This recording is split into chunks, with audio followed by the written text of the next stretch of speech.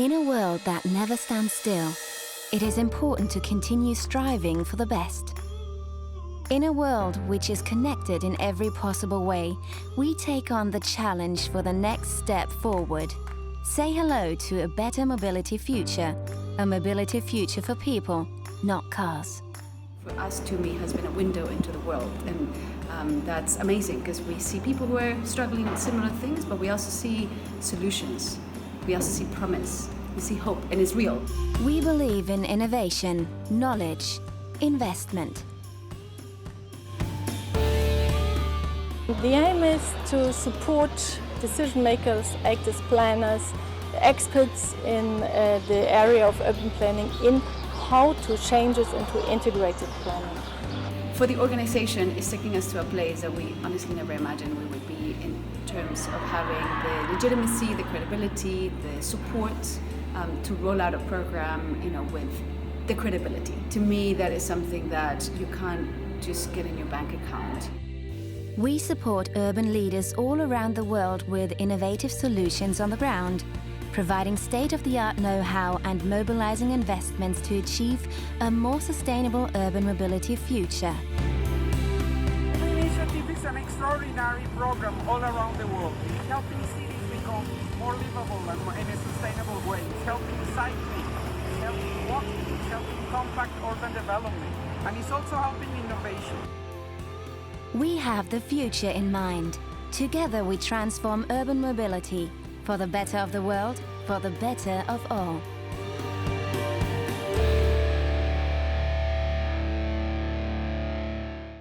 Welcome again to TUMI TV. We are now coming to our noon sessions. This session will focus on developments in Africa, Europe, and sheds light on the economic impact of the lockdown. We will have a closer look at the German capital, but also speak to prestigious guests from Africa. The CEO of Michelin shares his thoughts with us, as well as TUMI partners KfW Development Bank. Right at the beginning, we are very honored to speak to several high-level guests. We had the chance to exchange with Norbert Barthle. He is Parliamentary State Secretary to the Federal Minister for Economic Cooperation and Development in Germany. Also Mrs. Maimunah Mohd Sharif, the Executive Director of the United Nations Human Settlements Program, UN Habitat, and ITF Secretary General Mr. Yang Tae Kim share their views with us. We invite you to discuss with us, so please feel free to send us your questions and comments via email, Facebook, and Twitter using #TUMITV. Our experts will answer you during the Q&A sessions. Let me now welcome Mr. Norbert Barthle. He is Parliamentary State Secretary to the Federal Minister for Economic Cooperation and Development, or in short, BMZ. The ministry is in close touch with its partners around the globe about the effects of the corona crisis. In 2016, BMZ has initiated TUMI at the UN Habitat Forum and has been a strong supporter since then. Mr. Barthle sat down with TUMI to share his thoughts on the current crisis. Let's have a listen to understand which developments the ministry has been observing in the transport sector lately.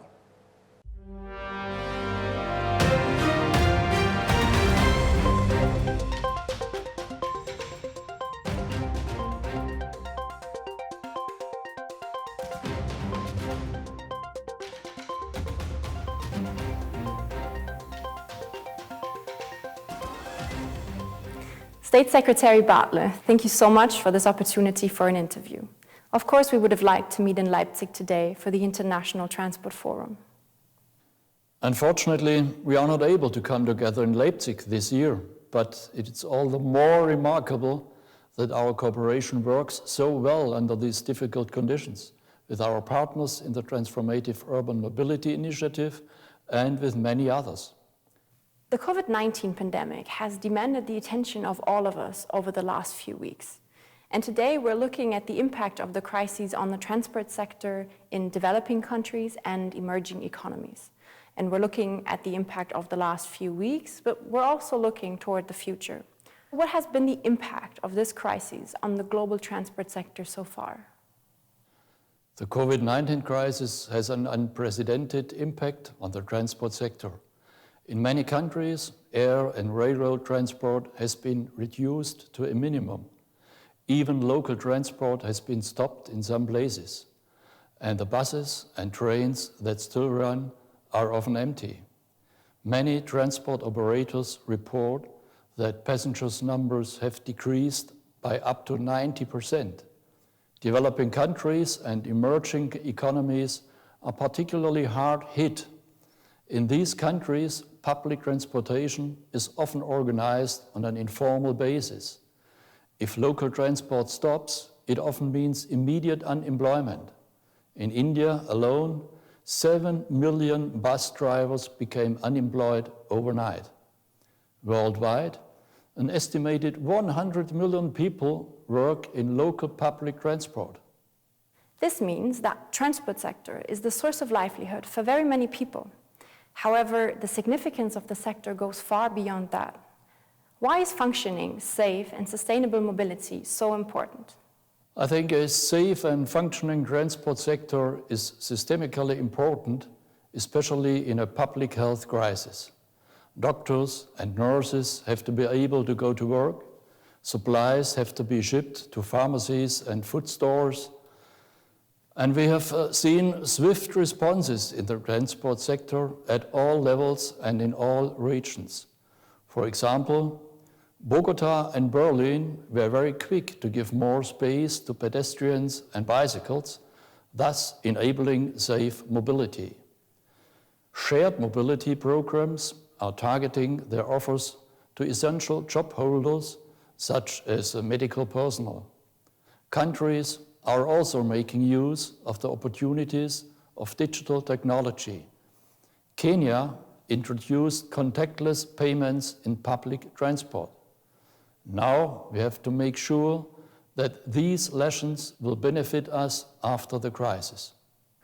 In the COVID-19 crisis, there is a risk that the climate crisis and the Sustainable Development Goals will fade into the background. And Minister Müller has been pushing to link these topics with each other. What are the links between these challenges? I think we must not lose sight of the climate targets and development goals. We cannot continue with business as usual. Answers have to address all three challenges at once: health, the global climate, and sustainable development. Immediate responses and stimulus packages therefore have to be aligned with the United Nations Sustainable Development Goals, the Paris Agreement, and the European Green Deal. Through its emergency COVID-19 support program, which it presented recently, the BMZ, my ministry, is providing 1 billion euros for short-term and medium-term actions. And among other things, we will support health, jobs and social protection, food security and stability. Further actions are planned and necessary in order to address the global crisis. Mobility has a key role in that context.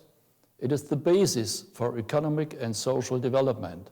And if we draw the right lessons from the crisis, the mobility of the future will be more sustainable, more climate-friendly, and more resilient.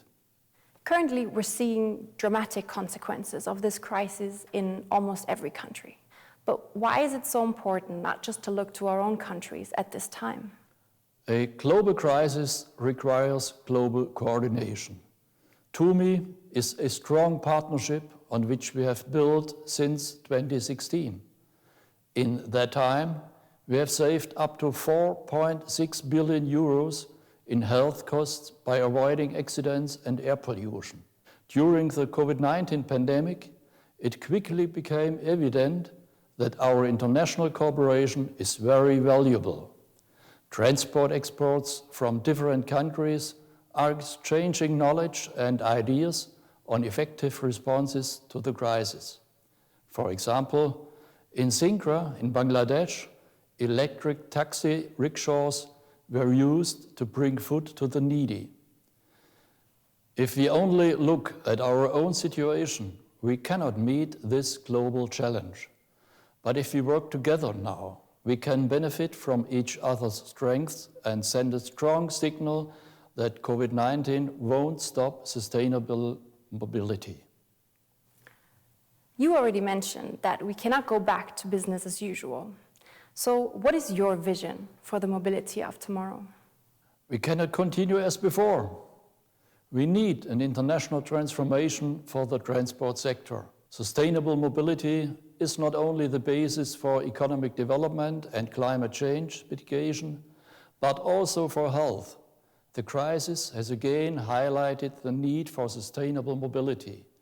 We have to use the economic recovery effort to put a new focus on safe and sustainable mobility.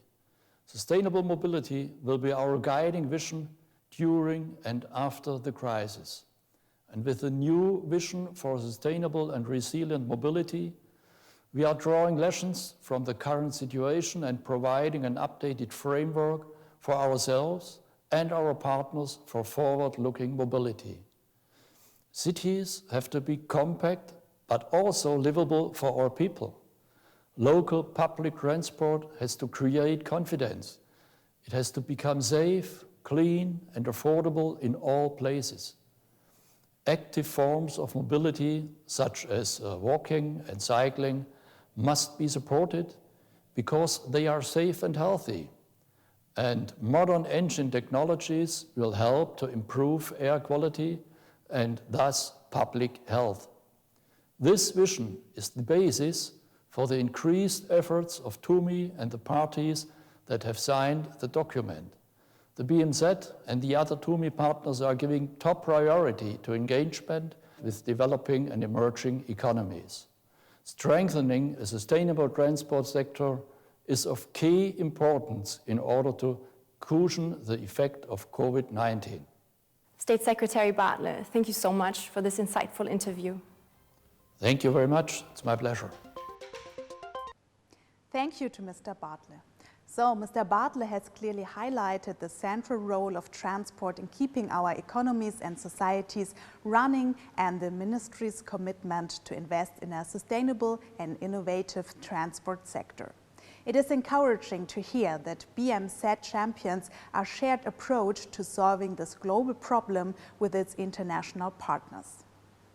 If you have any questions or comments, send them to us. Our experts will answer you. As you know, usually once per year there is the International Transport Forum in Leipzig, short ITF. It is also dubbed as the Davos of Transport. Due to COVID-19, the event had to be cancelled. But we are proud to have the ITF on our show with the Secretary General, Mr. Yong Tai Kim.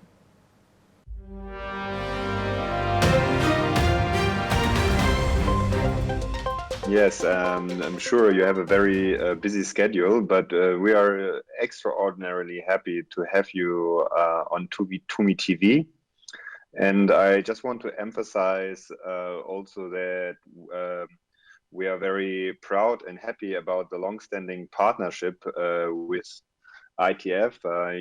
As you know, we have been alongside the International Transport Forum in Leipzig, have been conducting also a conference back to back basically, and I think this is a partnership over the last year flourished, and I'm super thankful that we are able to work with you during the so-called Davos of Transport, which happens every year in Leipzig, and unfortunately not this year due to COVID-19.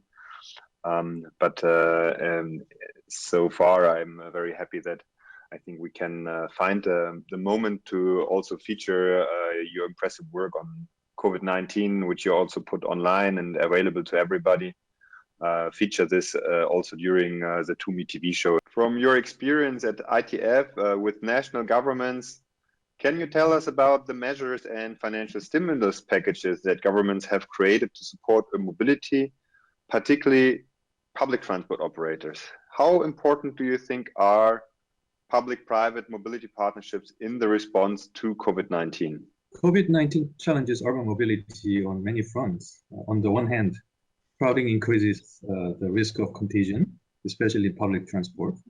On the other hand, people must still move in cities, even during the lockdown situation. So this is really true for people, especially providing essential services like healthcare workers. Recently, as you know well, public transport as the principal actor in urban mobility system has been considered impacted.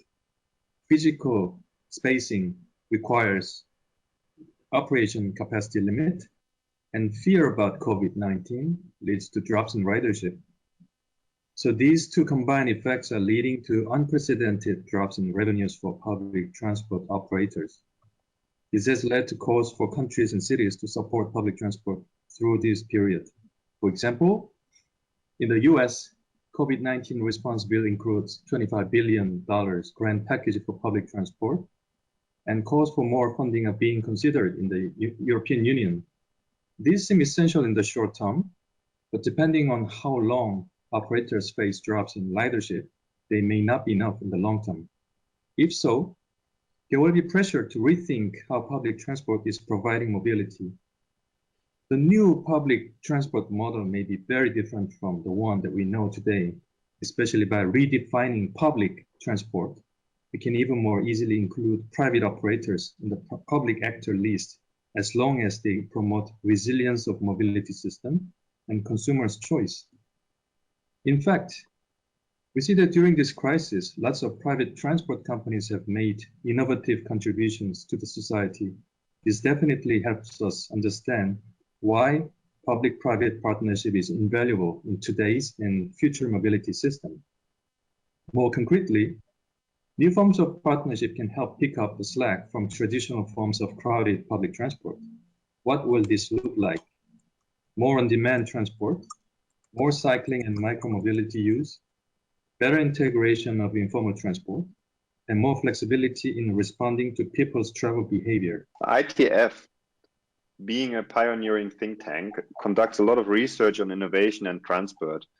And I've seen that many companies in the gig economy, such as car sharing, ride hailing, or micromobility companies, but also food and parcel delivery companies, needed to suspend operations.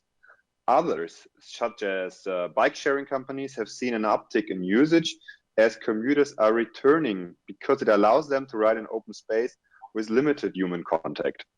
How do you foresee the longer-term impact on these companies? New mobility and gig economy companies were already disrupting urban mobility system before they themselves were disrupted by the COVID-19 pandemic. Some pivoted rapidly to provide support services for essential health workers, providing them access to shared rides and micromobility bicycles and e-scooters. Others temporarily shut down and withdrew from markets. What we saw was that in some instances, shared micromobility contributed to essential mobility during the lockdown, and this was much less the case with ride sourcing. Also important was the contribution of parcel and food delivery services in many cities. As cities reboot, and under lingering uncertainty regarding the duration of the pandemic, I think we can say the following about these companies. First of all, people's fear of sharing confined spaces impacts not only mass public transport, but also new mobility sector. Many of the new mobility companies that were regarded as game changers have recently seen sharp drops in revenue. This means innovation can also be threatened by surprising factors at any moment. And the role of mobility is becoming more complicated.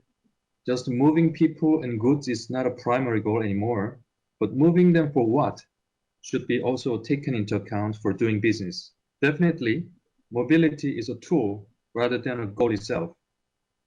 From a broader and long-term point of view, it's time to seriously think about the value of the new mobility services. Are these going to replace traditional public transport system or coexist with this in harmony? Depending on the view, government's reaction can be different. Even if we feel where our society is going, a realistic consensus should be set up in each society. In any cases, as I already mentioned, public authorities have good reasons to work together with private partners to create responsive synergies. And today, many cities are rapidly reallocating space to support some of these changes, like in Bogota, Lima, London, Paris, and hundreds of other cities. These concrete efforts will ultimately have long-lasting impact. We all remember how the 9/11 attack impacted our lives and how we travel. And COVID-19 might have a similar impact on how we move through our cities in the future. If I look through an utopian lens, I'm wondering if maybe our travel might end up being more automated and contactless, and many goods and services may be delivered to us by drones. Do you think the crisis will accelerate the drone revolution? What are the hurdles of unlocking the potential of drones to bring people closer to goods and services? In fact, we are already experiencing various forms of automation in our daily life, and this automation is certainly leading us to a more contactless life. For example, when we travel, we get our boarding pass at home, use unmanned luggage deposit at the airport, and sometimes passport control is done by machine. This change has been brought mainly for convenience reasons, but COVID-19 crisis will push us more to the contactless life for a different reason, that is health. When it comes to drone, through this health crisis, it clearly proves its value and made us believe that it can be used in many positive ways. Drones help rural communities maintain access to essential goods and services. Some countries even deploy them for surveillance purposes during this crisis. Such use of drones will definitely give drone deployment a boost. Currently, drone operators face many regulatory requirements. This has been one of the factors that held back drone usage in the recent past. But there is an increasing number of successful drone pilot projects where operators and governments have been collaborating. For example, Ghana has worked with drone startups for years to provide essential humanitarian services. In Switzerland, drones have been transporting blood samples over dense urban areas to beat traffic congestion on the ground. One of the key areas to work on will be the public acceptance of drones. This will require tackling privacy and equity concerns, but also concerns about how drones can be integrated into the wider context of transport system. This comes, of course, next to safety and security concerns that are still relevant. Overall, the COVID-19 pandemic will not lead to a massive deployment of drones immediately, but this crisis is definitely highlighting how these and other contactless technologies can reinforce resilience of the society. During the crisis, we have seen a drop in air pollution. How do you think that we can use the current situation as an opportunity to accelerate the uptake of electric mobility, particularly the electrification of electric buses, so that future mobility is cleaner and greener? Indeed, strict lockdown policies contributed to significant reduction in air and noise pollution in our cities. Certainly, this situation made us realize that the mother nature needs to take a rest, as we need our own break. How long have we been discussing various strategies to fight the climate change since early 1990s, especially since the Paris Agreement in 2015? Today's real changes did not go unnoticed by people and let them experience what a cleaner and quieter future could look like. And we confirm now that the environment can be improved, not theoretically, but practically. It's truly important that we can have hope, a realistic hope, which can end up being transformed into a better reality. Electrification is a part of the pathway that can deliver that future. The current situation, which sees government committing to develop important economic stimulus packages, is certainly an opportunity for vehicle electrification. There are three main reasons for this. First of all, batteries make up a significant cost of electric vehicles. More electric vehicles means lower unit cost for batteries due to scale effects. Secondly, better battery economics leads to better clean energy system economics. There are average improvements in other non-road transport electrification applications. Lastly, faster and broad uptake of electromobility delivers more and greener jobs for vehicles, components, and charging infrastructures.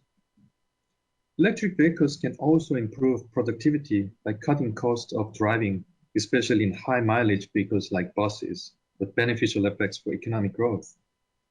Stimulus packages that maintain, reinforce, and introduce measures that foster the e-mobility transition are essential. In particular, targeting electric buses, which already have positive unit economics, are a good place to start.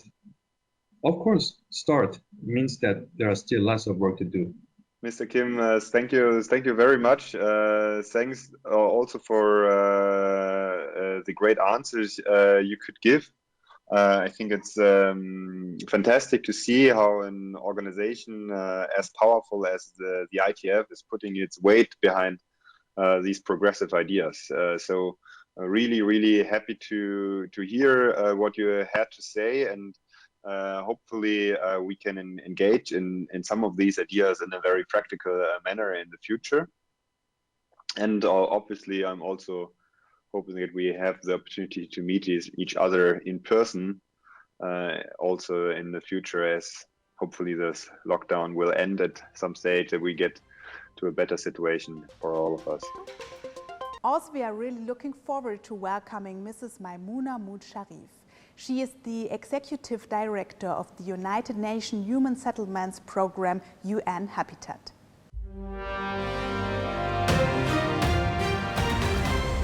Let me ask you, UN Habitat is strongly working on the global south.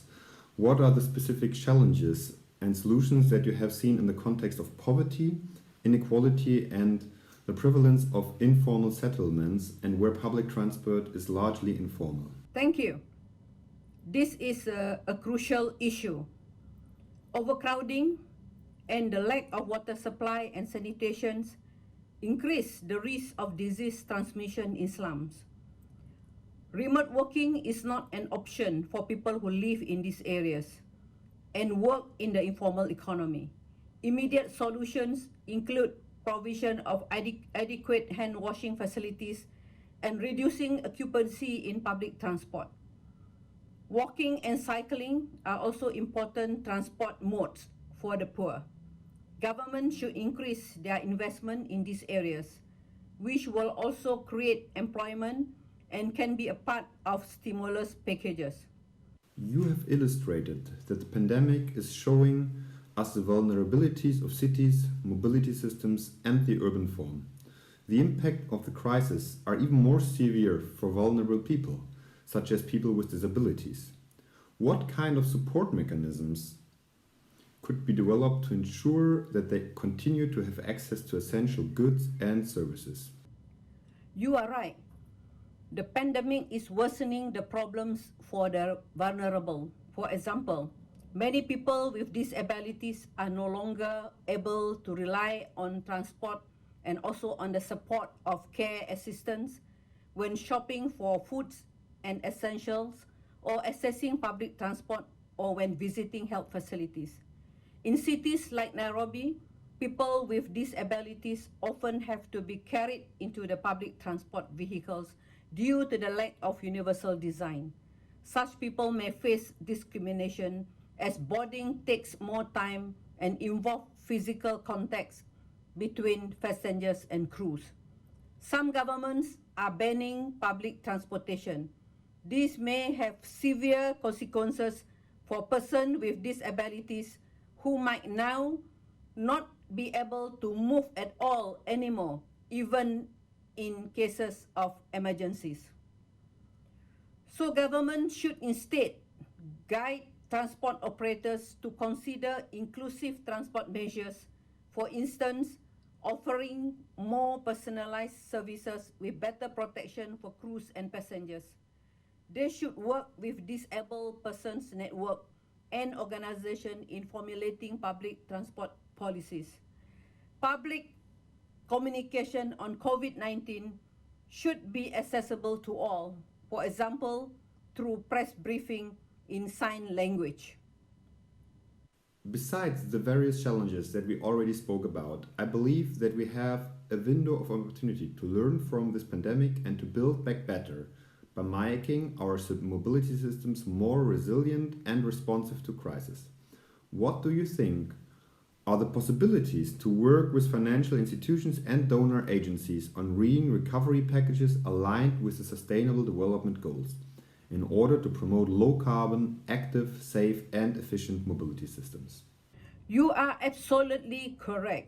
We need to take this opportunity to build back better cities and to build back greener cities and transport system in alignment with Sustainable Development Goals and the Paris agreements. Some countries have started creating financial support packages for transport operators. Some are inviting or investing in cycling infrastructures. However, limited financial resources can be a challenge. National and local governments should explore new fiscal measures. For instance, more cost-reflective road pricing for cars or congestion taxes to fund sustainable transport. Learning from the crisis, it is important that countries, international financial institutions, and donor agencies also send the right investment signals to the private sector to support the transition to modern and robust public transport systems. We are all witnessing that the outbreak and global spread of COVID-19 has significant impact on the mobility behavior of people. In all our lives, evidence is piling up that some of our daily trips can actually be avoided. For example, if we learn to work from home or not use the car just to hang out in the mall. In your view, what will be the longer-term outcomes of the COVID-19 pandemic on mobility patterns and the mobility culture of our people? Which of our new travel habits are likely to continue when urban mobility after lockdown is resumed? I believe that the pandemic has taught us a lot of things. We have seen worldwide riderships on public transport declining between 50 to 90%. What I fear is that COVID-19 will have a lasting impact on public transport and prompt more people to choose individual car-based transport. On the positive side, what we have observed is that alternative transport modes such as walking and cycling, either out of necessity or for recreational purpose, has become important ways to move. As lockdowns are eased, several cities like Milan, New York, Berlin, Bogota, Lima, and Mexico City are already putting in place now dedicated bike lanes to allow mobility while maintaining physical distance guidelines. We need to ensure that such temporary measures become as standard features in our cities. I do expect that there will be a greater uptake of teleworking in the post-pandemic world, but this would reduce travel demand as well as air travel around the world, which will subsequently reduce greenhouse emission and air pollution. But we must recognize that for many, particularly the poor, remote working is not an option. Cities should assess ways to reduce the need for travel, improve public transport, encourage walking and cycling, and these measures are affordable and will ensure a degree of mobility in case of many recurrence of pandemic. There are also important for addressing the other emergency, that is climate change, and for reducing the morbidity and mortality from air pollution. We must ensure that public transport retains the trust of people and does not become a casualty of COVID-19. We should aim to get out of this crisis stronger and ready to address climate change, air pollution, and road fatalities through more sustainable mobility behaviors. Thank you. It is my great pleasure to welcome our next guest, the Honorable Housing and Urban Affairs Secretary of India, Mr. Durga Shanker Mishra. Mr. Mishra will report about the current situation in India during the lockdown situation, as well as present first information of the slowly return to normality in the field of mobility. Enjoy. Mr. Mishra.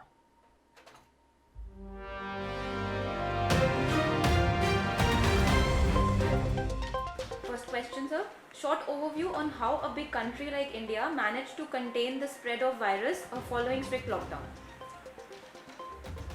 The first case of coronavirus was observed sometime in mid-February in the state of Kerala.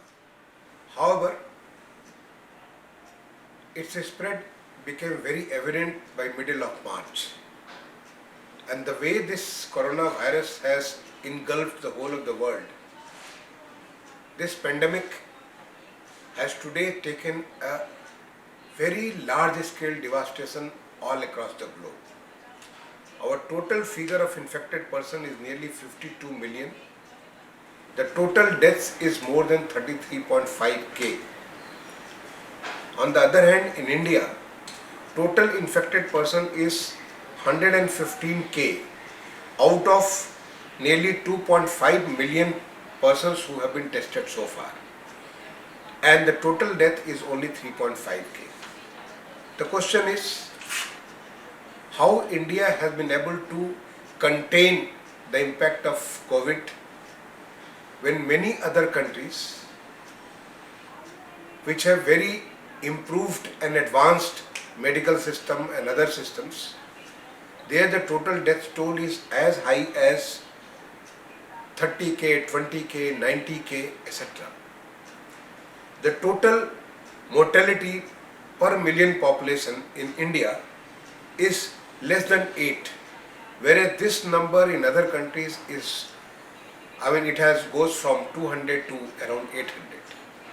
What has India done? I think under the leadership of Honorable Prime Minister Sri Modi, once the outbreak was evident, the first decision was taken for a Janta curfew, which is a curfew imposed by the people themselves on 22nd of March from the morning till night at 9 o'clock. And this was, the whole country was a standstill. Thereafter, on a clarion call of Honorable Prime Minister, the country went into the first lockdown from 24th March to 14th of April for 3 weeks continuous. And strictly all services were closed down to make sure that we are able to break the chain of coronavirus, which could be so much devastating. Thereafter, the lockdown 2 started on 15th of April. It went up to 3rd of May, and there some of the services like agriculture, banking, etc. were resumed, but at the same time public movement was curtailed. The third lockdown was started on 4th of May and it went up to 17th of May. That was again for 2 weeks. Many other services started which impact the essential services to the public. But at a large scale, there was a lockdown, but it was not a complete lockdown. The cities were divided into, the total area was divided into the red zone, yellow zone and green zone. There were more things were allowed in the green zone, much lesser in the yellow zone, and in red zone there was a complete ban. It was like a complete lockdown. Thereafter, from 18th May onward, the lockdown 4 has started. Now the life is coming to a normalcy. And this is possible because when we started sometime in the month of March, the country was not prepared for this kind of a pandemic. We didn't have the capacity to produce so much of PPE equipments, masks, various ventilators. We didn't have enough areas for quarantining people, enough areas for taking care of those who are needed critical care. So this kind of a step taken by the Honorable Prime Minister, which was followed across the country, has played a very, very important role in containing the spread of this virus. And today we are able to now from zero, now we are producing nearly 300k PP equipments per day, 300k N95 masks per day. We are able to do tests, 200k persons tests per day, I mean, all these testing facilities, quarantine facilities, with a huge number of ventilators, all other equipment, the doctors are ready, the country is fully ready to take care of this, and now the people have been allowed to move across. Now the trains have started, intercity trains have started, taking people from those who have been stranded at different places to their native places. Now the airlines are also going to start from 25th of May. Some of the public transport like the buses have started. So it is movement towards the normalcy. Now the shops also, initially only essential items were being taken to the public so that they get their food, the basic facilities, all those things were there. But now many other services, even e-commerce has been allowed. One of the things which has played very, very important role in this addressing this COVID-19 is the Swachh Bharat Mission, the Clean India campaign launched by the Honorable Prime Minister on 2nd of October 2014. This campaign has get the country completely clean in a large scale, and so that the other collateral impact, the adverse impact that could have been there, that is not there. The Digital India campaign, I mean, now our smart cities or even many other services are so much on digital that the country has been able to give the benefits through the direct benefit transfer, directly through the Aadhaar, I mean the identity of individuals, their bank account and their mobile phone. With these three items, lot of money has been transferred to the people so that they can take care of their life when the country has come to a standstill. Even the startups, I mean there has been large scale growth of the startups in India, so they came forward with a lot of innovative solutions. So the country has seen growth of so many new things which were not there, and ultimately a Arogya Setu, an app which has been created by our Ministry of IT. They have come up with a app which takes care of if anybody comes in close contact with you, you are able to guess that and then you can take care. Also, the appeal of the Honorable Prime Minister that on his appeal people use masks at large. I mean, whenever somebody is coming out, they use masks. They are, I mean, hand sanitization, use of soap, a social distancing, minimum distance of 2 yards between the two persons. All these things on his appeal. Country, I mean, there are some outliers. I mean, there may be some outliers, but majority, most of the people are following all the mandate which has come, I mean, and which is flowing through our ministries. In fact, our whole civil services, whether it is the central government, the state government, or the urban local bodies, they have played very salutary role. I mean, in containing this, they have carried out the directions in a very, very sincere manner in addressing this COVID-19 crisis. I think in brief, I can say this is how the country has been able to contain all that huge losses that could have been if there were, I mean, such steps are not taken. They have been able to avert it. Yeah. Next. Yes, sir. Next question. Yeah, next question, sir. During the lockdown, how public transport changes its role in proving the essential services in India? Any specific experiences you may like to share? Well, during the lockdown, during the first lockdown, that is from 24th of March to 14th of April, there was a complete ban on all kinds of the public transport. There was no no flights, no trains, no metros in the big cities, no buses. It was a complete lockdown. But some of the public transport was used for taking our medical staff, our security staff, our other essential services which needed to be continued. Slowly this has been opened up during the second lockdown. More and more public transport in terms of the buses only, other things were completely locked down. The buses were used for providing the basic services to the public. During the third lockdown, again, some people have been allowed to move from one place to another place. Under the, there were some kinds of crisis and they had to move from one place to another place. Some public transport has been allowed. Only during the 4th lockdown now, the public transport, that buses are allowed for the public, and public buses are taking from within the city, especially not covering the containment area or the red zone area. In other areas, the buses are flying. Also, there is an intercity movement. There is a large scale movement of our labor. Labor which got stranded, or the urban migrants which got stranded during this COVID-19 lockdown. They would like to visit their native place. They will come back again, back to their work, but initially they would like to go to their native places, their families, to reassure everybody that everything is fine. And for that, the special trains, which are the labor special trains, and now even the general trains that have been started, the flights are going to start now. Yeah. Next. Audio.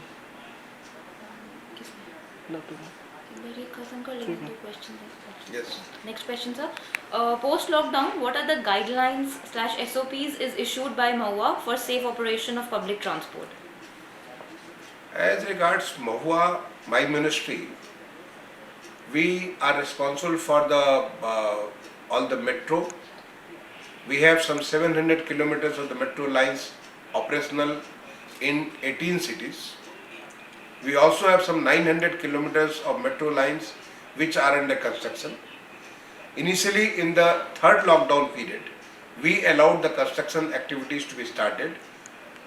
The construction agencies on site, they had to observe various kinds of prohibitions and prescriptions like use of mask, hand sanitization, washing hands, getting the material sanitized for certain period before use, etc., etc. Now we have come out with a detailed SOP, and that we have shared with the state. We are waiting for the instruction from our internal affairs ministry, that is the Ministry of Home Affairs. Once they give go ahead for the metros, the SOP will be operative. We will make sure that every passenger who comes in, they are tested for their thermal, this is their temperature. They also use the mask. They have the Arogya Setu, the app which I had mentioned earlier, so that to make sure that they are not infected themselves, they don't pass the infection to other person. They don't have such symptoms which are alike to that in the COVID patients, etc. So all this detail, and also the place will be getting sanitized on a regular basis. Even inside the metro trains, the distances will be maintained so that the infection doesn't go from one person to another person. So all these SOP has been passed on to our companies. They are fully ready. They are in readiness and waiting for the green signal from our internal security ministry. There is also SOP for the trains which has been approved by the internal security ministry, and the trains are following that. There are similar SOPs for buses, public buses, and they are following this. In place of say 40 odd passengers, they are only carrying 20 passengers. One of the important ingredient is not to use cash, coins, but to go for a mobility card, so that you don't have to touch anybody. You have to do the minimum contact. This is all these things are being followed. We have also now going to issue guidelines to our cities and states to use this opportunity for increasing pedestrian pathways, non-motorized transport, and make our busy markets pedestrianized. That will help us, because this COVID-19, so far there is still no vaccine, no medicine is there. So to maintain that social distance, we would like to keep our markets as open as possible, maintain the distance between individuals. I think that will help us in containing the crisis of COVID. Last question, sir. What are the future policies of Mohd for supporting urban mobility in India, particularly with regard to green and sustainable modes of transport? Well, as regards to the green and urban sustainable transport, we have signed an agreement with the government of Germany for a 1 billion euros of easy loan. Utilizing that and the resources, our own resources, we are planning to have bus services. Augment our bus services in the cities, especially those whose population is more than 500,000. In the last 1 year, we have already added nearly 6,000 buses, which are our program run by our Ministry of Heavy Industries for the e-mobility. All these electrical battery-driven buses, they have reached to the cities, so that has augmented. We are also focusing on the reforms which are going to promote the non-motorized transport, which are going to promote people to walk on the streets, walk on the roads. There should be pedestrian pathways, safe and secure pathways, and also provide a last mile connectivity to our metro system. In the metro system, so far in the country we had only promoted metro, but of late we have come up with the metro light, which is to bring down the cost and have the same kind of convenience and comfort which is there in the metro system. On the same 1 kilometer of the cost, we can have as much as 2 to 3 kilometers of the metro light. Now we are going for a tired metro also. Very soon we will come out with the new standards of the metro new, which is going to be the tired metro. There, almost like with the 20 to 25% of the cost of the metro system, we are going to provide mobility to our citizens. Our target is, in next 4 years, we should be covering at least 50 cities where the metro system will be there, metro or metro light or metro new, and all with the last mile connectivity provided to the people, so that they can just walk or use a non-motorized transport, reach to the station, and from there they can take metro or bus system or BRTs. We have around 450 kilometers of the BRT system working in some 15 odd cities. So that also needs to be strengthened. We are working on that.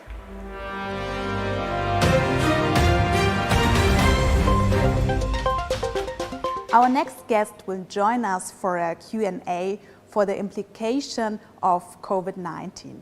Philip Rode is the Executive Director of LSE Cities, and through his work with governments and leaders around the world, he and his think tank could shape the discussion around sustainable urbanization and mobility over the last years. Let's welcome Mr. Philip Rode. Thank you very much. And our next guest on TUMI TV, as we just heard, is Philip Rode, Executive Director of LSE Cities. Thank you very much, Philip. It's great to have you live on air, and we're looking forward to having you. So how are you today? How is the situation in London at the moment? Thank you very much, Daniel, and thank you for TUMI for having me. Well, if I look to the right, I look into a residential street, which is almost entirely empty. The sun is out, and probably every minute a cyclist passes by, which is entirely unheard of even in this particular residential street. So a lot of things are very different, feel different, and I'm sure we're going to talk more about that. So let me just ask you, start with our first question to you.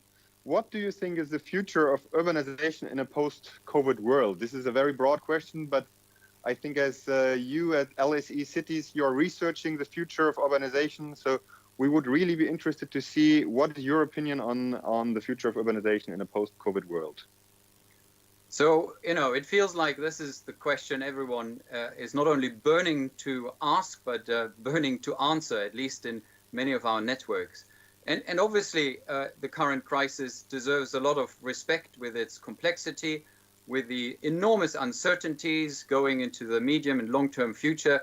We simply don't know. And even for me, with all the access of information we have at the moment, to claim any particular scenario will be more likely than another is, I think, difficult to sustain. But there are a couple of issues we do know and we should feel confident about. And the first one is just a historic observation and this big question about cities and whether in the past they have been able to weather all sorts of crises and recovered. And I think the absolute answer here is yes, yes, and yes. They have been strengthened by past crises, including health crises, including crises that went right to the heart of many urban advantages of being together, being at a certain density level, and have built systems that became more resilient and ultimately also more successful. Thank you, Philip. And I think you already covered the aspect of density, urban density. We hear a lot of discussions around density, whereas also crowding in the discussions around COVID-19. So do you think that the paradigm of urban density, one of the paradigms we follow a lot, also looking at urban mobility, is still valid in the same sense? And how are we supposed to be dealing with urban density moving forward also? So look, I think density in itself, agglomeration in cities, you can't separate it out. In the end, if you challenge the fundamental story around urban density, you are challenging the logic of systems and city agglomeration. And therefore, I'd be very careful to advance a view that suggests that somehow this is the death of the city and the end of physical proximity. And even in the current crises, we are seeing areas where the advantages of being closer together and also being in this together are playing out in a very positive way. Think of access to healthcare. Think of support systems and networks. Think of also operating in a relatively, you could say, humane and interactive way, although keeping physical distance within close proximity. So the urban neighborhood, the 15-minute neighborhood, as it's now becoming increasingly a theme, is clearly something which regained a lot of prominence in the current crises. We'll talk about mobility more, but if you look at the Google mobility statistics, the one pattern of mobility that's really going up 10, 20% even, is the time we spend moving around in our neighborhoods. And the greater the opportunities within these 15 minutes, the more it also, of course, satisfies at this very particular moment the emergency response. So therefore, this is a very good example of where you have real advantages through, I think this, as I said, being together, also physically together while maintaining, of course, physical distances. No doubt, there are enormous challenges around macro urban systems and in particular transport, and I'm sure we're going to come to those. Thank you. And I think what you just touched upon, also talking about the 15-minute cities, is looking also at what kind of transport mode are we actually using to cover those 15 minutes. And there are some who fear right now that this will actually lead to a very strong resurgence of the car as a mode of transport in cities. On the other hand, you already mentioned that you see a strong uptick in cycling in London, and we can detect this also from many other cities around the world.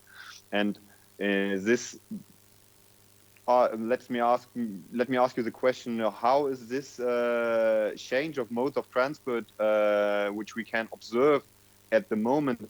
How can this be a driver also towards future change? Is this maybe the beginning of a trend which we can observe here?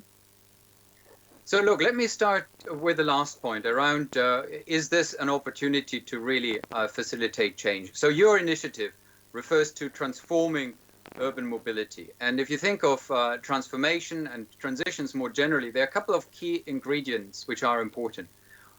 You need a trigger moment, something that disrupts, something that alerts, something that allows also people to experiment with different forms of travel. And clearly that is currently happening. So that in itself, the disruption of what you could argue of unsustainable mobility, because regardless all the efforts that many mayors, many city governments, many national governments, and all the organizations which you are bringing together under TUMI, regardless these efforts in 2019 and the beginning of 2020, we are still broadly confronted with highly unsustainable sort of transport systems. So this is now this moment of disruption. And there are areas which would give us great comfort around the disruption, allowing experimentation, which is going into the right direction. Certainly around virtualization and trying to also avoid certain type of highly sort of energy consuming mobility by virtual connectivity. There's also the very clear rediscovery of physical activity and non-motorized transport. Walking, at the beginning, we needed to negotiate that a bit better because the risks of not keeping the distance here were greater. Cycling, almost a win-win across the board. And the uptake of cycling has been incredibly encouraging and confirmed a lot of appetite that was dormant in so many cities and didn't come out because our structures, our city structures and transport policies did not allow for that. And then you move into the more, let's call it, complicated part around public transport systems, where of course huge efforts were made over the last 20 to 30 years to at least mitigate an enormous increase of private motorization, if not even, like in London and Berlin, have a shift back into public transport systems.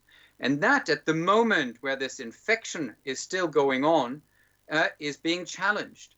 But, you know, immediately we need to think about, are we now speculating about futures where the infectious disease becomes a permanent pattern or something very temporal? And even under worst case scenario of this being something very temporal, I think we can analyze and also look what cities are currently doing in terms of making mass movement in mass transport systems, make that work and make it as safe as possible. So for a moment, if you stand back and you just ask your question about why is it that transport, public transport, needs to create these enormous amounts of densities of people traveling together. By and large, it's a function of what these transport systems are trying to achieve. They're trying to pump a lot of people into very specific areas at very specific times to allow them to work more productively together, to be more innovative because of face-to-face contact. But there are also cultural aspects, being together in a theater, in sports, in big stadia, and so on. These are the reasons why public transport produces densities on the go. But it goes beyond that, and probably all urban citizens will recognize on a daily routine pre-COVID, and if you took public transport, those were possibly the moments where you're closest to other people, hundreds, if not thousands other people. So why is that? Well, it's because you want to navigate a hyper-dense urban area at higher speed, certainly than walking, maybe than also cycling. You want to do it at certain times, very important, the rush hour. And often you have no alternatives than to be funneled through, let's say, a high-capacity underground system to do so. And that analysis then immediately leads to options you can tackle. And in London, we actually, with a interesting sort of strategy, which is referred to remote, retime, and rescale, this is currently being addressed. In a moment, I can say more about this, but I also want to end on one absolutely central point. The densities we produce in cities for interaction, to talk to each other, in the workplace, in the stadium, in the club, in the cafe, in the bar, and so on. These are the places where indeed physical protection from each other is most difficult because you want to interact. Now think of public transport. Public transport actually is a mode of being where you don't need to interact. You don't need to talk to the person next to you. In fact, a lot of us are using all sorts of digital equipment to close in. And that mode of closing in gives actually quite a lot of scope and opportunity for inventing protective, maybe clothing, well-designed, comfortable, high-tech, and a whole range of other measures that make traveling in mass much safer than we currently think. Thank you very much, Philip, for this comprehensive answer. And you touched upon the aspect of what is happening at the moment in London also. remodeling parts of the transport system. Could you give a closer insight into these developments Yes. in London? So before going back to those points, just for our international guests, a reminder that while London has a very complicated status in terms of its urban governance, with a lot of power by the national government, transport is the one area where, in some ways, the mayor, up until very recently, really rules. He can, in this case, Sadiq Khan, he can oversee the transport system, the strategic decisions in relation to that. Now, big problem, however, being that London also operates one of the few public transport systems that needs to generate its operating costs through generating revenues, mostly through the fare box. And that, of course, dropped the famous 95%. Therefore, very recently, the mayor had to go to national government and essentially asked to bail out Transport for London. 1.6 billion pounds were made available to ensure that Transport for London would continue being able to pay its bill, and the service level at the moment is able to be kept, which, by the way, is 80 to 90% for the buses and the trains. So it's a very high level of service, where at the same time we know only about 15% of the normal amount of passengers should be welcomed because of physical distancing. So that's the big context. So what do you do with then the other 85% that used to go on public transport? Well, a lot of this are trips that will, of course, remain, at least for the foreseeable future, partially virtualized through, the kind of connectivity we are currently enjoying as part of this TV engagement. But there is then also the question of dealing with physical connectivity. And this is where the mayor very clearly took the view, almost being forced to take the view, that more motorized transport, car use, is simply impossible. It's impossible because the existing road network is already at capacity level, so you cannot possibly accommodate more movement in private cars.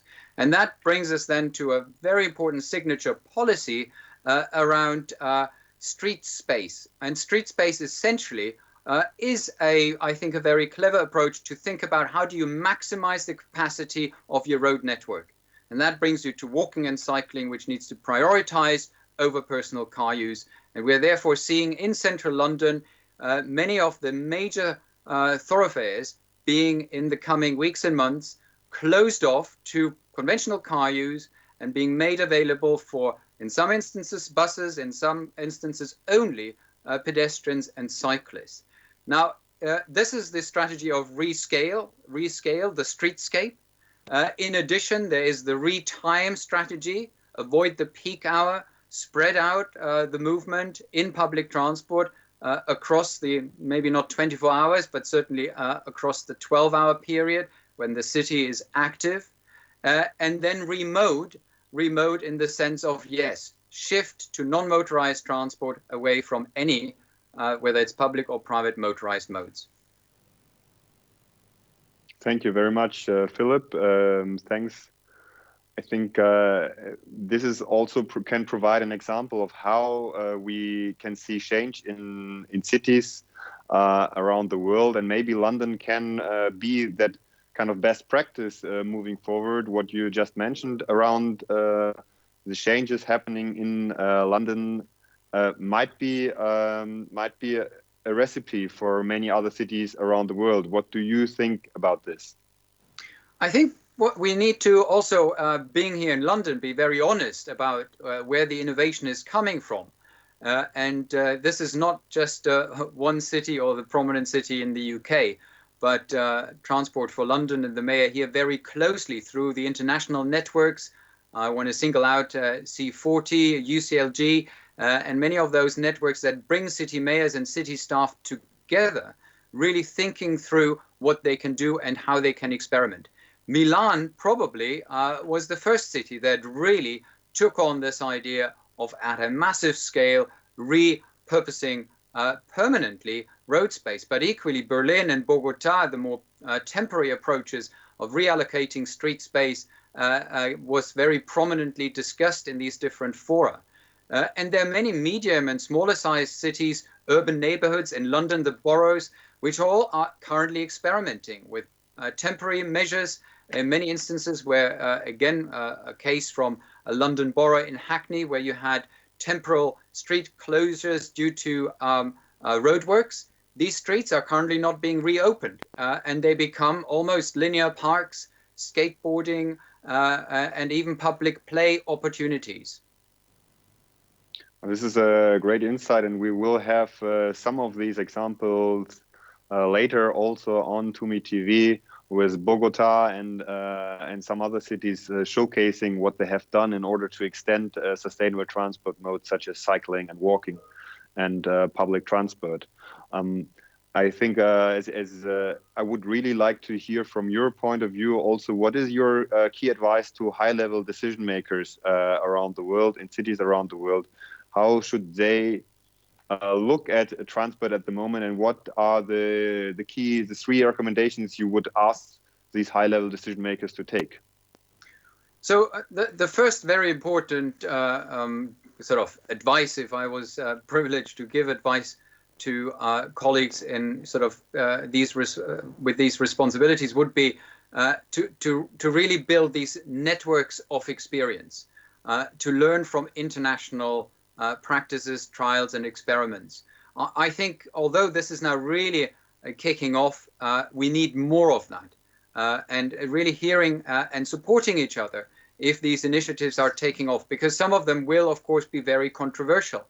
And getting the support through these networks, professional networks as well, where you get expert advice, will be incredibly important for the political tactics that go with those transformations. So that's, I think, the first thing. The second one is, I do believe we need to operate much more than in the past with different scenarios.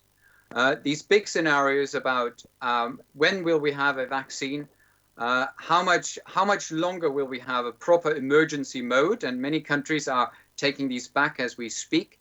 How much longer do we have an exit phase where we slowly getting back to, not back because we all know it's going to be a new normal, and then the very sort of long-term recovery phase, hopefully really coupled to a much broader green transition. And I think for these different phases, you have to have different scenarios in place and test your strategies against them. See which initiatives really are robust, that can speak to and be good enough for all these different scenarios that are potentially emerging.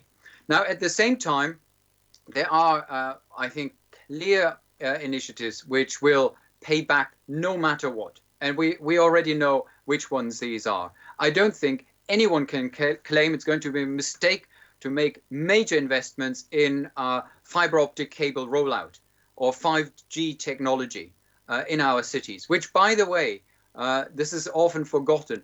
Cities replicate with their density and with the amount of people being together within a metropolitan region, also massive advantages for virtual connectivity.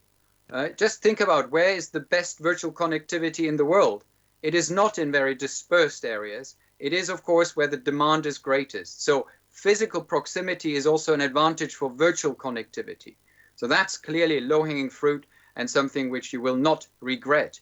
I also think you will not regret making your streets more livable, not just for movement functions, i.e. walking and cycling, but restaurants and cafes wanting to operate at the moment spill over into the street.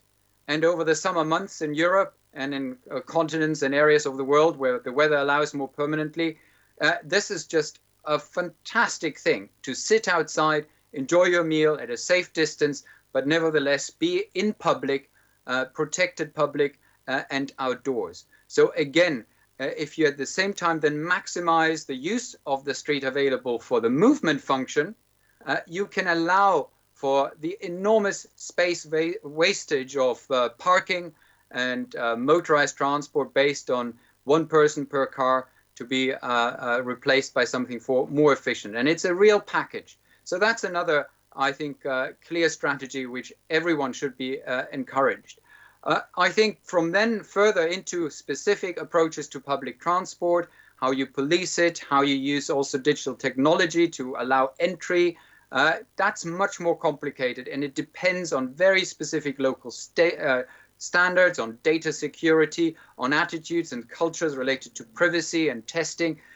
I think this is where context really matters, and we shouldn't underplay the importance of developing context-specific solutions, particularly for public transport. Thank you, Philip, for that answer. And I believe what you just put on place the kind of measures which would pay back. And this is a very a question we hear very often right now is how should we use the economic stimulus? What should be done to put the economy back in place? And many times we hear that, for example, the construction sector is leading an economy out of a recession. This could be an opportunity for cycling, for public transport expansion. Would you agree with this sentiment? So the recovery packages will be absolutely critical. Our own research over the last, in fact, even for the last major global recession, very much focused on this aspect, to what degree national recovery packages, and we're talking about national policy, either really stimulates the construction, the building up, the development of better cities, or in some ways extends the problems that we have created throughout the second part of the 20th century. And we all know that a lot of these packages are major compromises between where the big jobs are, what consumers want to spend money on, and then at the same time what's good for quality of life, health, the climate, and our cities more generally. And, you know, no doubt this is incredibly hard to negotiate, this sort of triangle of interests. And I have an enormous amount of respect for the political leaders that really have to listen to job creation arguments on within, you know, manufacturing spaces, and at the same time the sustainability and climate argument. I do think, nevertheless, that we can be more innovative and more creative than rather falling just back to, you know, in a very hectic and knee-jerk reaction, go back to those old models where we just know throw X amount of money at consumers and they buy conventional cars, and then we secure the jobs in Stuttgart and in other sort of centers of car manufacturing. I think the skills and expertise that exists in those companies can be repurposed to be part of a, I guess, much more meaningful transition towards higher quality of life in cities, a safe climate, and ultimately a new global prosperity. How that pans out in detail, how the specific engineer and the worker in this or that situation can be part of this new equation needs to be spelled out. But I think initially what we need is a clear commitment to not just replicating outdated models and helping on all fronts for the kind of transition we want. I want to share with you one really encouraging survey that was just conducted yesterday amongst British motorists. So across the UK, people that currently drive, and the question was asked whether they think they want to change their behavior in the medium and long term. And well above 50% said, definitely. I want to drive less. I want to help the climate. I want to be healthy. I want to cycle more and walk more. And that is really encouraging. To now incentivize those kind of people buying a new vehicle, I think would really be incredibly counterproductive. But we need to think about those jobs, and we need to have very solid answers of how we protect them. And by the way, public transport is a massive job market in itself. And clearly, public money being spent on public transport must be the right decision at this very moment. To expect that public transport, which is a crucial, critical service for any city, in certainly the part of the world we are talking about, I would argue globally, to not support this critical service with public money is something which I don't think we can avoid.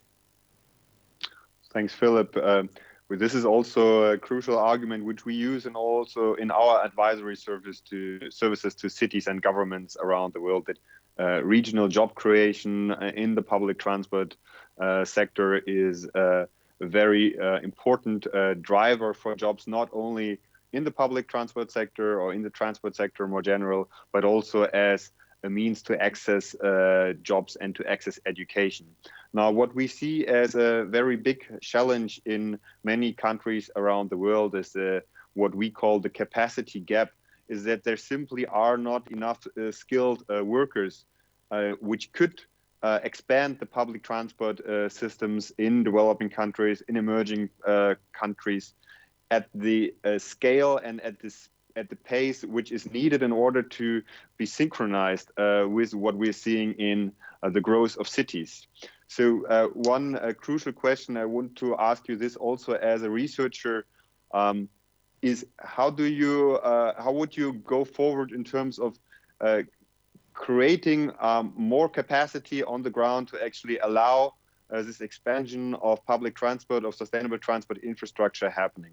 And maybe one example to underline this kind of question, we see in many cities around Germany at the moment even a push for more cycling. And even cities in Germany are having difficulties to find the appropriate staff to really expand their cycling networks. And in developing countries, this is often a much more aggravated issue. So what would be your recommendation in this perspective? So I recognize that in the short term, you will have skills gaps, and even in very wealthy countries around cycling. But guess what? I think if you really committed considerable resources for this, not least universities and professional training programs, will very quickly offer the upgrading and the opportunity for people, to take advantage of new employment opportunities. So in certain areas, that capacity can be built more quickly than in other areas. But I do think we need to be very careful of simply assuming that this capacity cannot be built also locally. Now, there are certain jobs which are much more difficult and require a more long-term strategy to embed these jobs in the local context. And you mentioned, sub-Saharan African situations where cities are obviously starting with a skills gap, which is enormous.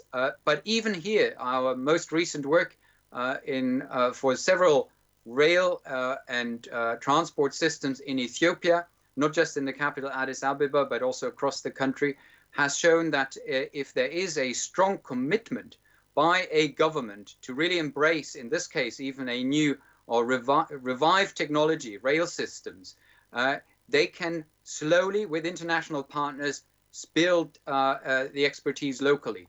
They would develop degrees at universities that allow for railway engineering and operations to be taken care of locally.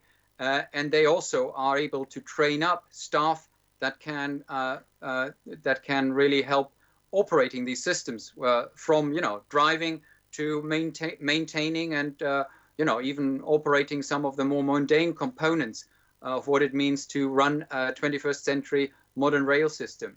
Now, I would argue if Ethiopia can do it, many countries should be encouraged by that approach.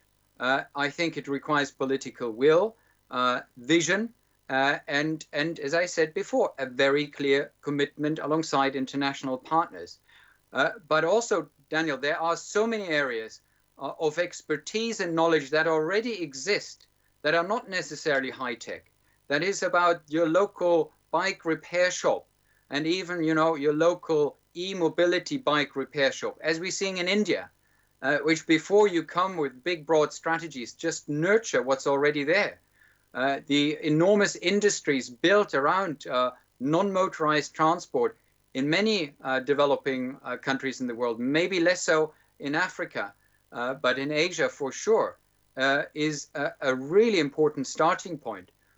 In other areas, it's mobility services, microvans, which, yes, they have their problems, but if you then introduce to these more traditional models of microvans, new opportunities that come through digitalization, you may get them into a space where they are safer, more manageable, and also can be formalized for greater capacity. So I do think one needs to be careful of just thinking about this skills and capacity gap as something that requires in some ways, and in particular, that would be problematic. So Western or East Asian tech and big investments, and then often not really produce new skills and knowledge locally. Yes, thank you, Philip. And we are almost coming to a close here. I would like to ask you one last question. Also, we heard the executive director of UN Habitat earlier. We heard Norbert Barthle, the state secretary of the German government. And we also heard the secretary general of the ITF, the International Transport Forum. And all of those high-level representatives stressed the importance of green recovery, stressed the importance also of jobs, similar to you. A question I would like to ask you is that many times we see transport being referred to in the global climate debate as the make or break of the global climate agenda. What is your advice for global climate discussions, global climate debates, and looking at the next COP? How should we discuss transport in a sectoral approach to make transport more low carbon? Yeah, no, really, again, incredibly important question. And yes, transport is the make and break, simply because it's the one sector which is hardest of the big sectors, hardest to decarbonize. And if we don't intervene, and up until just a few months ago, transport was on a trajectory to double the emissions by 2050. And then you can do whatever you want in other sectors. It's not going to help to make the climate safe. So what needs to be done? I think there is a real new obligation for all of us operating in this space to confront the barriers more directly and really engage with not just making the very sound and robust argument around sustainable urban transport and how this should look like in the city, try to convince, consumers or residents, much better term, citizens indeed, of engaging in far more sustainable mobility styles, because it will ultimately benefit them and their children. But I do think we need to have a much more honest and open conversation with the industries that are currently very hard pushing into the wrong direction. And we need to bring them to a table. And I'm convinced, and I'm talking to some of the leading figures in the automotive industry. They share these concerns, but they're exposed to this pressure of securing jobs and ultimately, of course, also produce the shareholder value within, let's call it a slightly too narrowly defined remit of what they do, producing vehicles and selling them. And the more, the better. I think we need a very helpful and open conversation about these business models, use their enormous skills and expertise in the transport space to not only speak to, let's call it the rational side of movement and mobility, but the emotional side. You know, why people get so excited about certain types of mobility, and use that wisdom and insight to collectively create a real revolution here. I think that if we are continuing to sort of play this cat and mouse thing, whoever is the cat or the mouse, we are not going to be fast enough to really transition away from 20th century mobility, which has been such a disaster for cities and our climate. And on top of that, for our health, for our communities, and of course, think of the car crashes for literally safety of everyone in our societies. Thank you very much, Philip Rode. Thank you for your time to be live on air on TUMI TV. We cover the globe today in TUMI TV. We are having experts from Asia, Europe, Africa, and the Americas live on air. And Philip Rode, the executive director, has just been live with us from London, sharing his experience and recommendations towards the future of mobility in a post-COVID world. And with these final words, I would like to thank you again and give back to the studio and to our next guest, who will be on air very shortly. Thank you, Philip. Thank you very much, Daniel. Have a good day. Bye-bye. Thank you, Philip Rode.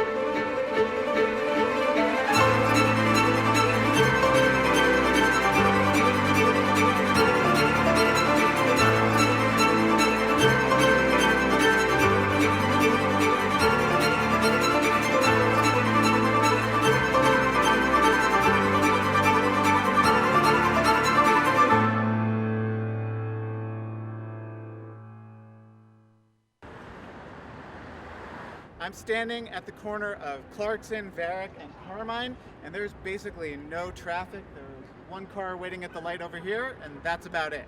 Hi, I'm Doug Gordon. It's hard to believe, but about a year and a half ago, Clarence and I stood at this intersection, and it was just a sea of traffic, a total traffic sewer. And today, because so much is shut down, we're barely seeing any cars go through, just a handful each light cycle. It was a mess, and crossing the street was really difficult, especially if you were carrying kids, if you were pushing a stroller, if you were in a wheelchair. Even the traffic agents had a really hard time keeping drivers from blocking the intersection. We're actually living through a very real life before and after picture, like it's come to life. The before is all of the traffic that would just gridlock every intersection, all the fumes, all the honking, all the noise, all the stress of just trying to cross the street. Someone just leaning on their horn, and that's what we all have to deal with here in our offices, people who live in the apartments over here. The after is this. You can hear birds chirping. It's actually pleasant over here, which is not something you would usually use to describe this particular intersection. And it's not really the after that we want, because so much of the city is dead. The life has been really sucked out of the city. But we can choose the next after that we want for our city. And that's going to be based on smart policies that make it difficult to drive if you don't absolutely have to. If we don't want all the cars to come back, what do we need? We need congestion pricing. That's got to happen. Normally that bus would be so slow, would be so stuck in traffic that I could run, go get coffee, and come back, and it probably wouldn't have even left the stop. So going forward, it needs a bus lane. There are lots of people who understandably are going to be afraid of taking transit. And actually there'll be people who are afraid of getting on a bike. It's not always easy.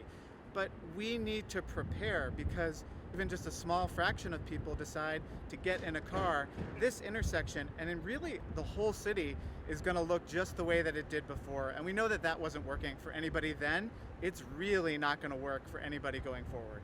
The message we need to send is that you have to act now, because if we wait for things to reopen, it'll be too late.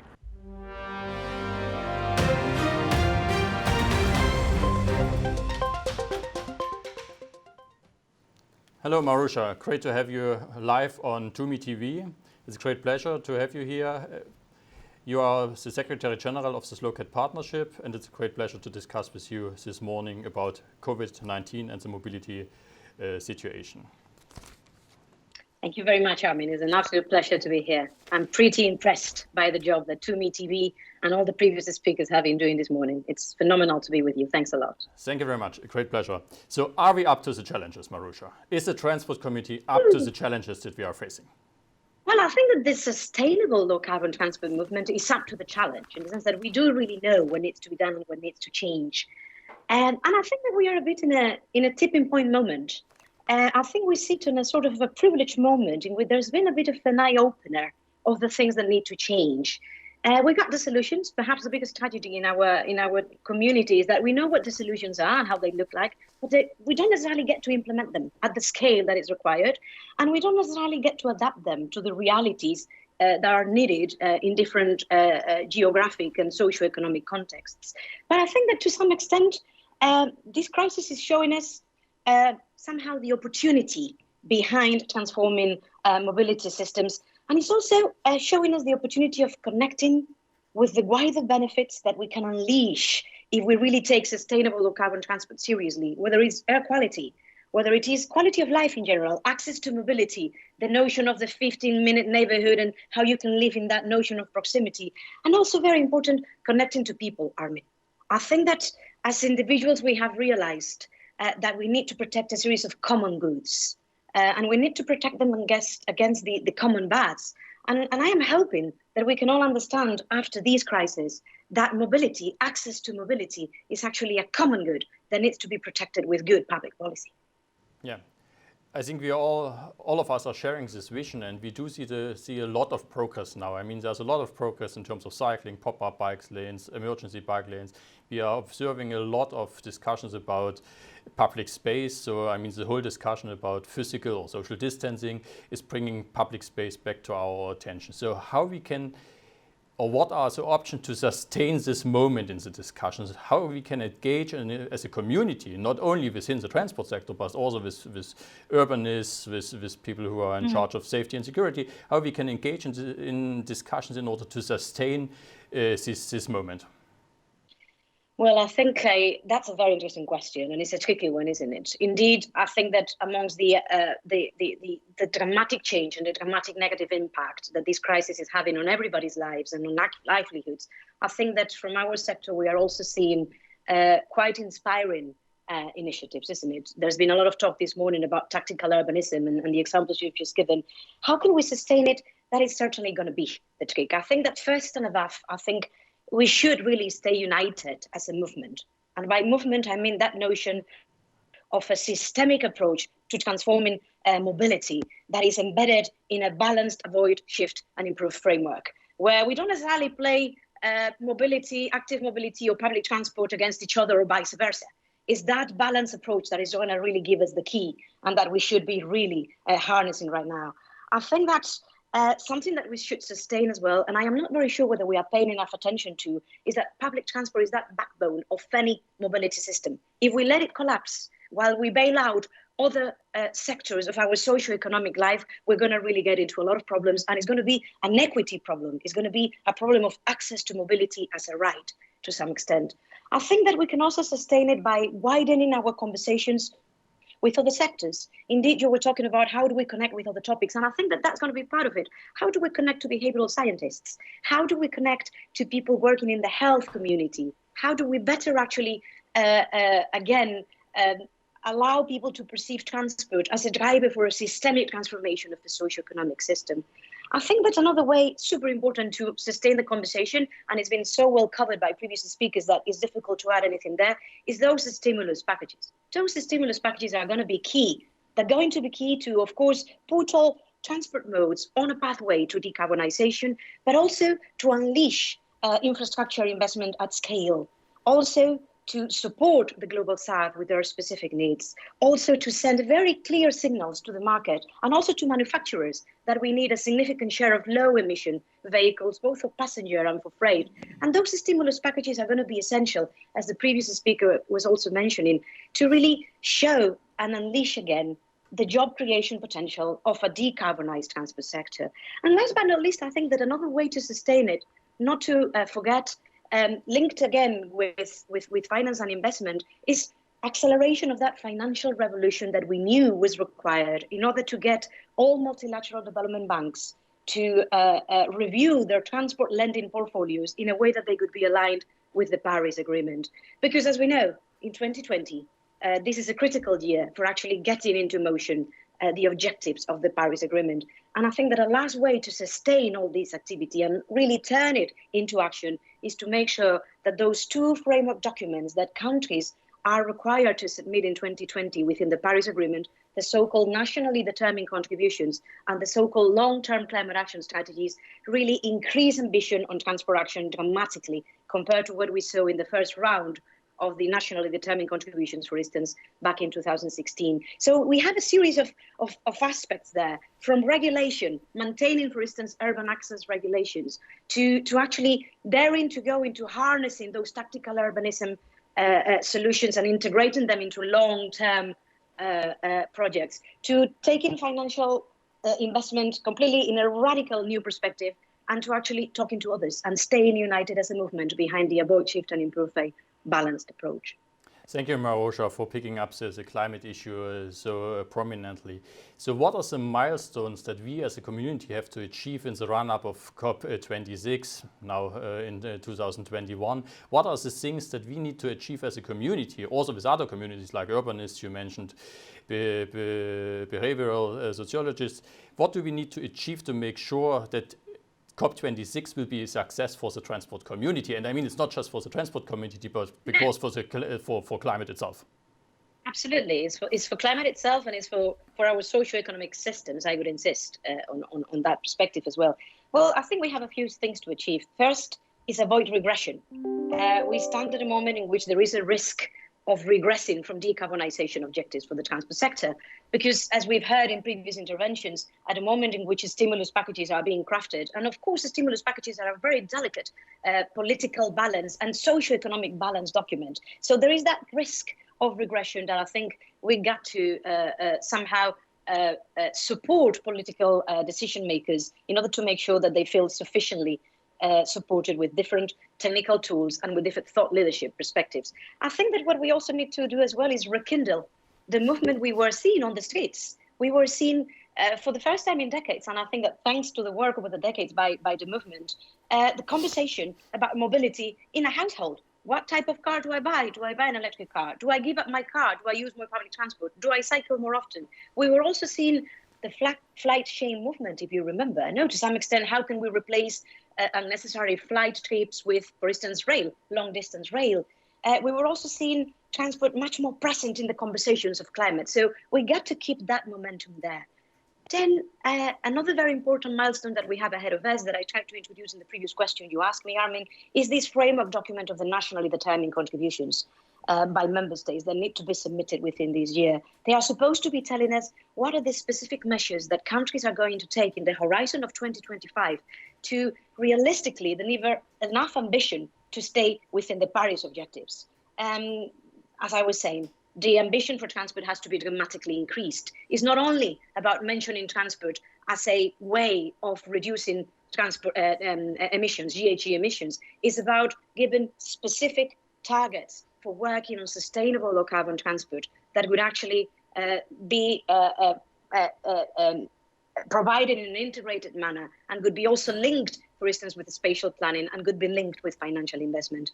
And last but not least, I think that what we also need, it's the long-term vision.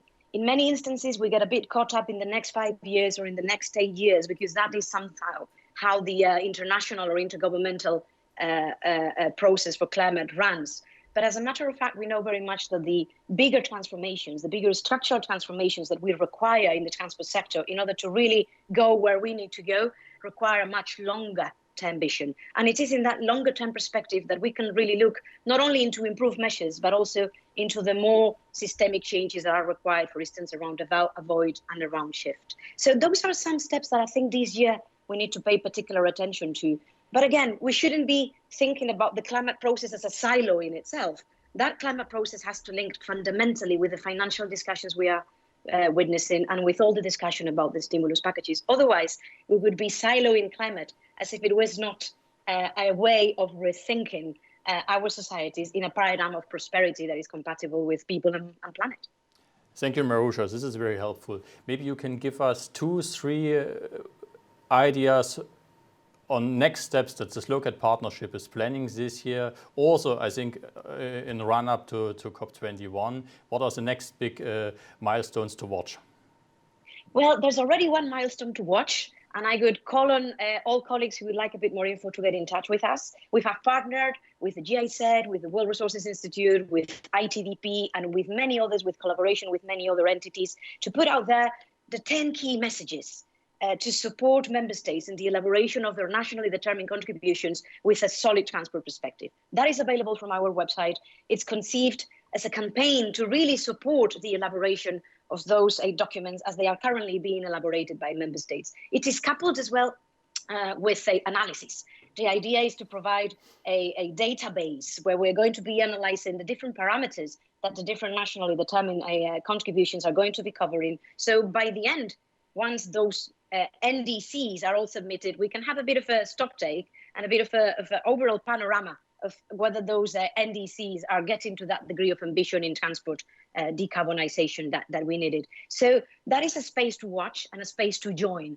I think that another very important aspect that we would like to keep as well is that connection between the COVID-19 discussions and the climate negotiations. And you can really count on us to facilitate those kind of discussions. And I think that perhaps with the view of trying to go into deeper analysis and with the view of trying to go into more foresight analysis.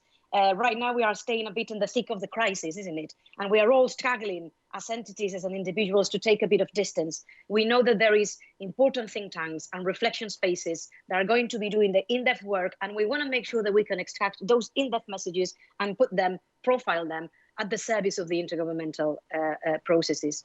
And last but not least is engagement, is sustaining dialogue. It's not because there is not COP this year that we should not all engage and be present. The transport community has a tradition of being present at every COP. It's true that Slogat has been putting together over the past decade almost something that is called Transport Day, but there are many other entities. There are more and more transport events at any given COP.